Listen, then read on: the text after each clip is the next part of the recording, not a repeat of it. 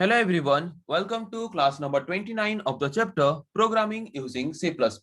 आज के क्लास में हम डिस्कस करेंगे और एक तरह के जंप स्टेटमेंट के बारे में और एक तरह के जंप इन लूप्स के बारे में। तो आज की क्लास का हमारा डिस्कशन का टॉपिक है ब्रेक स्टेटमेंट। तो ब्रेक स्टेटमेंट क्या है, ब्रेक स्टेटमेंट हम क्यों यूज करते हैं, कैसे यूज करते हैं और कहाँ पे यूज करते हैं, आज की क्लास में उस टॉपिक के बारे में हम डिस्कस करने जा रहे हैं। तो जैसे कि हम जानते हैं ब्रेक स्टेटमेंट एक तरह का जंप स्टेटमेंट है या फिर जंप्स इन लूप्स है, जिसको कि हम लूपिंग स्ट्रक्चर्स या फिर लूपिंग स्टेटमेंट के अंदर यूज करते हैं। क्यों यूज करते हैं कि सपोज लूपिंग स्टेटमेंट के अंदर हमने जो कंडीशन प्रोवाइड किया है वो कंडीशन गलत होने से पहले अगर हम हमारे लूपिंग स्टेटमेंट को टर्मिनेट करना चाहते हैं तो वहां पे हम यूज करेंगे जिस तरह के स्टेटमेंट को, उसको हम बोलेंगे break statement. Okay, when a break statement is encountered inside a loop statement, एक लूप स्टेटमेंट के अंदर जब एक ब्रेक स्टेटमेंट एनकाउंटर्ड होता है तो तब हम क्या करते हैं, the control directly comes out of the loop. तो जब ब्रेक स्टेटमेंट आ जाएगा तो कंडीशन सही हो गलत हो वो क्या करेगा, हमें लूप से बाहर ले आएगा। Okay, and loops get terminated, and loops को टर्मिनेट कर देगा। ओके, सपोज मैंने यहाँ पे यूज किया है फॉर लूप। फॉर लूप के अंदर मैंने कुछ कंडीशंस प्रोवाइड किए हैं, वो कंडीशन सही है, कंडीशन अब तक गलत नहीं हुआ है। तो जब तक कंडीशन गलत नहीं होता तब तक लूपिंग चलता रहता है। बट यहाँ पे मैंने क्या किया है, फॉर लूप के अंदर ब्रेक स्टेटमेंट यूज कर लिया है। तो वहां पे कंडीशन सही हो गलत ना हो तब भी वो क्या करेगा, हमारे लूपिंग को जब ब्रेक स्टेटमेंट ऑकर होगा वहीं पे ही टर्मिनेट कर देगा और हमें फॉर लूप के बाहर ले आएगा। और उसके बाद कंडीशन सही होने से भी वो हमें नेक्स्ट और एग्जीक्यूट करने नहीं देगा उन ब्लॉक ऑफ स्टेटमेंट्स को जो block of statements for loop के अंदर रिप्रेजेंट है। ओके, ब्रेक स्टेटमेंट को हम कहाँ कहाँ पे यूज करते हैं, लूप्स में भी यूज करते हैं, स्विच केस में भी यूज करते हैं। क्यों, कोई भी एक पर्टिकुलर लूप के अंदर से हमें कोई भी एक पर्टिकुलर ब्लॉक से बाहर लाने के लिए, कोई भी एक पर्टिकुलर ब्लॉक से टर्मिनेट करके हमें बाहर ले आने के लिए हम यूज करते हैं ब्रेक स्टेटमेंट को। ओके, सो फ्लो डायग्राम के थ्रू समझने की कोशिश करते हैं। तो सपोज यहाँ पे मैंने प्रोवाइड किया कोई भी एक लूपिंग स्टेटमेंट यूज किया है जहाँ पे कंडीशन प्रोवाइड किए गए हैं। कंडीशन अगर फॉल्स है तो वो हमें सीधा डायरेक्टली लूप स्टेटमेंट के बाहर ले आएगा। अगर कंडीशन ट्रू है तो पर्टिकुलर लूपिंग बॉडी के अंदर जो ब्लॉक ऑफ स्टेटमेंट्स है उनको एग्जीक्यूट करेगा। और अगर ब्रेक स्टेटमेंट उसी लूप स्टेटमेंट के अंदर लूप बॉडी के अंदर आ गया तो वो क्या करेगा, उसके बाद और कंडीशन सही है गलत है कुछ भी नहीं देखेगा, सीधा हमें क्या करेगा, फॉर लूप के या फिर व्हाइल लूप के या फिर डू व्हाइल लूप के बाहर ले आएगा और हमारे लूपिंग स्टेटमेंट को वहीं पे ही टर्मिनेट कर देगा। ओके, सो पता चला ब्रेक स्टेटमेंट हम क्यों यूज करते हैं। लास्ट क्लास में हमने डिस्कस किया था कंटिन्यू स्टेटमेंट के बारे में।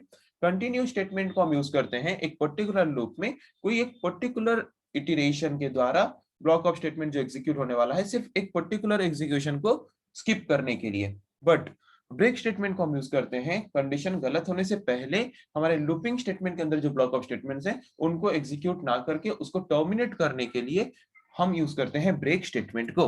तो एग्जांपल के थ्रू समझने की कोशिश करते हैं, ज्यादा आसान तरीके से समझ आ जाएगा। जैसे कि हम कोई भी C++ प्रोग्राम शुरू करते हैं, हैश इंक्लूड प्री प्रोसेसर से आईओस्ट्रीम हेडर फाइल को लिंक करते हैं। उसके बाद यूज करते हैं मेन फंक्शन, मेन फंक्शन को ओपन करेंगे। उसके बाद मुझे यहाँ पे क्या करना है, 1 से लेके 6 तक प्रिंट करना है। जब 7 आ जाए तो वहां पे मुझे टर्मिनेट कर देना है। बट कंडीशन मैंने यहाँ पे प्रोवाइड किया है कि मुझे 10 तक प्रिंट करना है, 1 से लेकर 10 तक प्रिंट करना है। बट यहाँ पे मैंने कंडीशन प्रोवाइड किया कि अगर n का वैल्यू 7 आ जाता है तो वहां पे ब्रेक स्टेटमेंट एग्जीक्यूट होगा।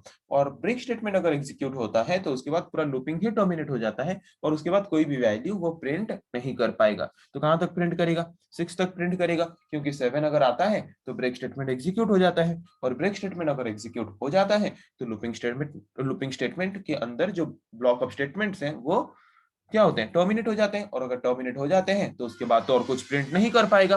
बट यहाँ पे अगर हम कंटिन्यू स्टेटमेंट यूज करते तो क्या होता, कंटिन्यू स्टेटमेंट अगर हम यहाँ पे यूज करते तो कंटिन्यू स्टेटमेंट हमारे लूपिंग को डोमिनेट ना करके उसी पर्टिकुलर जब n का वैल्यू 7 है तो वहां पे वो नीचे जो स्टेटमेंट्स हैं उनको एग्जीक्यूट ना करके स्किप करके फिर से ऊपर चला जाता और उसके बाद नेक्स्ट जो वैल्यूज हैं उनके लिए फिर से एग्जीक्यूशन शुरू करता। बट ब्रेक स्टेटमेंट क्या करता है, पूरा हमारे लूपिंग स्टेटमेंट को टर्मिनेट ही कर देता है, उसके बाद और बिल्कुल भी एग्जीक्यूशन नहीं करता। तो यहाँ पे आउटपुट क्या आएगा, तो यहाँ पे आउटपुट आएगा value of n1, value of n2, 3, 4, 5, 6। जब 7 आएगा तो वहां पे हमारा लूपिंग ऑटोमेटिकली क्या होगा, ऑटोमेटिकली हमारा लूपिंग वहां पे टर्मिनेट हो जाएगा। ओके, तो चलिए देखते हैं अभी इसको Turbo C plus plus software में करके। जैसे कि कोई भी Turbo C plus plus software में हम सी प्लस प्लस प्रोग्राम अगर लिखते हैं कुछ भी, तो हैश इंक्लूड प्री प्रोसेसर से शुरू करते हैं। Hash include pre processor use करके फर्स्ट हम लिंक करेंगे आईओ स्ट्रीम हेडर फाइल को, फिर से यूज करेंगे हैश इंक्लूड प्री प्रोसेसर को, और वहां पे हम लिंक करेंगे कोनियो हेडर फाइल को। हेडर फाइल्स को लिंक करने के बाद फिर हम यहाँ पे यूज करेंगे मेन फंक्शन, फिर मेन फंक्शन को ओपन करेंगे।